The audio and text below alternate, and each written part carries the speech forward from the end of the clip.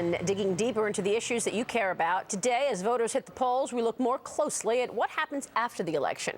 And with the president's approval rating hovering just around 45% versus over 49% that disapprove of the president's job, what will it take to keep the base motivated, and what is at stake if the Republicans take back the House and possibly narrow the playing field in the Senate? We get right to our panel of experts. Joining me now in New Jersey, Tony Fratto, Managing Director with Hamilton Place and former White House Deputy Press Secretary and a CNBC contributor. Also with us is Greg Valliere, Chief Political Strategist, Potomac Research Group, and a CNBC contributor. Joe Watkins joins the party, a former White House aide for George H.W. Bush. And finally, Erica Payne, founder and president with the Agenda Project, for a former Deputy National Finance Director with the Democratic National Committee. Thanks for joining us, everybody. Really great to have you with us. Tony, you say this, like most midterm elections, this is a referendum on the president, and President Obama is lucky this is not a parliamentary system where the entire government can be recalled. That's right. That's really the question. I mean, because there really is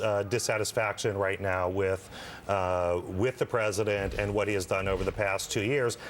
Voters get to take it out on members of Congress. There's a great enthusiasm gap that we're seeing between the parties. Much more active voters on the Republican side, and I'm hearing that from around the country in reports from Washington State, from the Midwest, in Pennsylvania and Ohio and Indiana and West Virginia. So we're seeing that play out right now, and if that continues throughout the day and into the evening, I think you are going to see a wave election that at least brings the House along with it. So you're saying you're seeing in many of those states low turnout for the Democrats and high turnout for the voters who are voting Republican. That's right. And generally, Democratic districts, we're seeing low turnout among Democratic voters. In generally Republican districts, we're seeing high turnout among Republican voters, and that's really the difference. We've been talking about turnout for a number of weeks now. That's the difference. And right now, at least from some of these anecdotal reports, it looks like some of the efforts from Democrats to try to get turnout out are not panning out. Yeah, I mean, it's all about voter turnout, obviously, at the end of the day. Greg, you've mapped out several key themes for this election and after. You say regulations will keep coming and bipartisanship is a joke?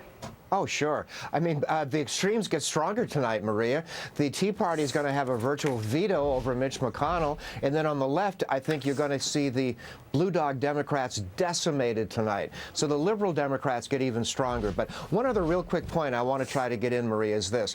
I think after this election, the White House has got to do something dramatic. The three of us, you and Tony and I, have talked since July about this, and I think it's coming. I say the White House cuts a deal on taxes. They extend the Bush tax cuts for everyone. You do? You think yes, that is now that I don't know, that's not priced into the market, right?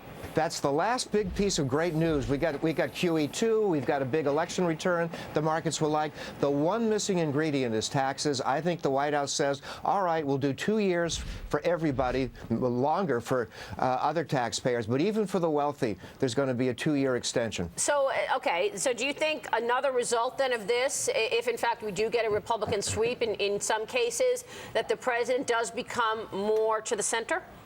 I think he has to. He has to. He has to look at the returns. He has to look at 2012. My gosh, 2012 is not shaping up too good if he doesn't move to the center. Joe, what do you think will get done? What can the Republican Party accomplish, even with a majority in the House? Well, I agree that with the tax cuts, they've got to move in that right away because, as you know, they expire in December.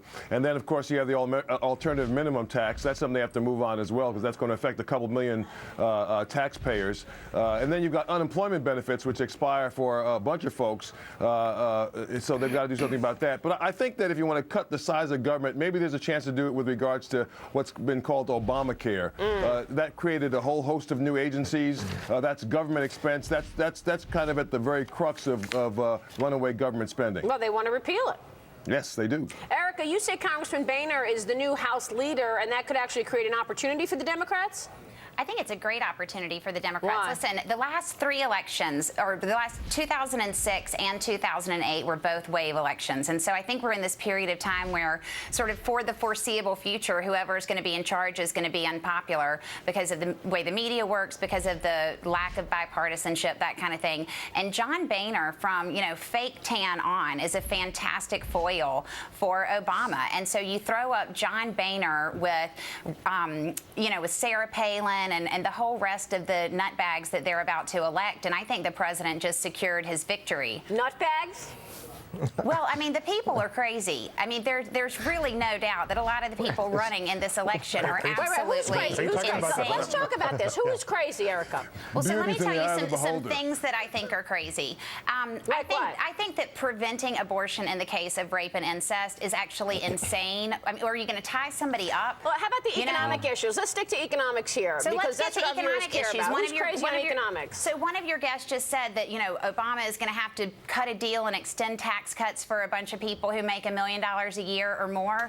I think that costing $700 billion of that kind of tax cut, if that's the lesson that he takes out of this election, then I think that he deserves to be a one-term president. There is no way that we can add another $700 billion to our Wait a deficit, second.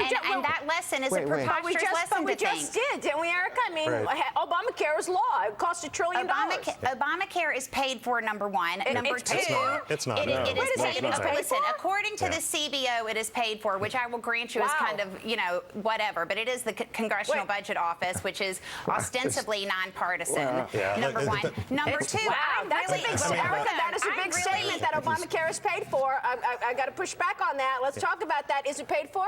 No, of course it's not. I mean, No. look, everyone knew that bill was written so that CBO could only come out and say that it was paid for. Everyone who looked at it from the outside, every economist, every budget analyst out there understands that the bill is not paid for. There's a whole lot of spending outside of it, and it still depends on a whole lot of There is cuts to argument come. about whether or But not it is Erica, paid for. However, let's look at the $700 billion. There's no way they're going to extend this Wait a tax second, cut so wait a that second. walking into Maria. a presidential re-election, Maria. that somebody's going to have to vote to raise those taxes. Look, so they're Isn't- going to do, there's they're going gotta to be do it in some a lame duck reason. session of Congress. Isn't there some reason that businesses are saying, hey, you know what, we can't afford this? McDonald's suggesting it doesn't even want to pay for health insurance because The it's too reason that- expensive. So how is it paid for if businesses are choking on it?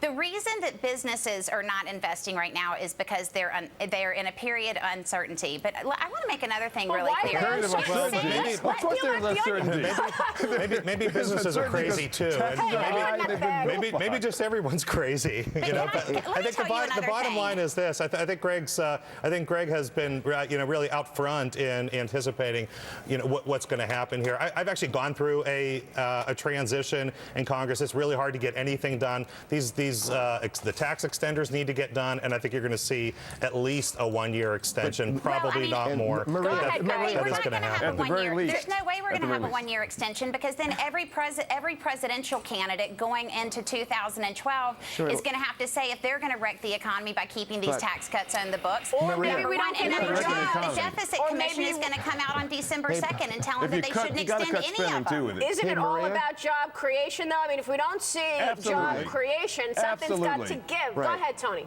I'm sorry. Go ahead, Greg. Yeah, so let me just get one point in. What Obama would like to do on taxes is to keep the Bush tax cuts for 98% of the people. That costs $3 trillion, so we're talking about an extra $700 billion. I know that's not chump change, but it's not like Obama's a virgin here. He wants to spend $3 trillion on extending tax cuts. You can't overlook that. When you extend tax cuts to that set of people, it actually has a really serious stimulative effect. But I'd like to make one point here.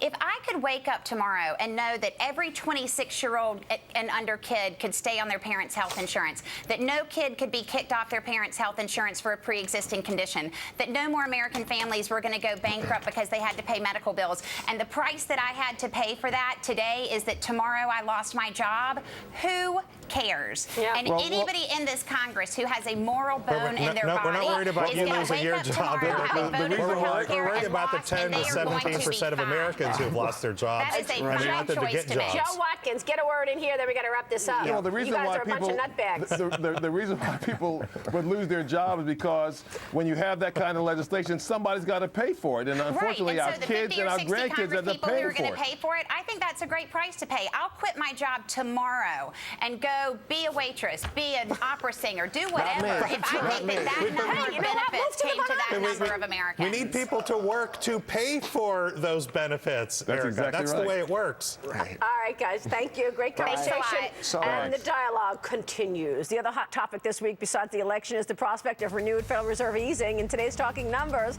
find out which sector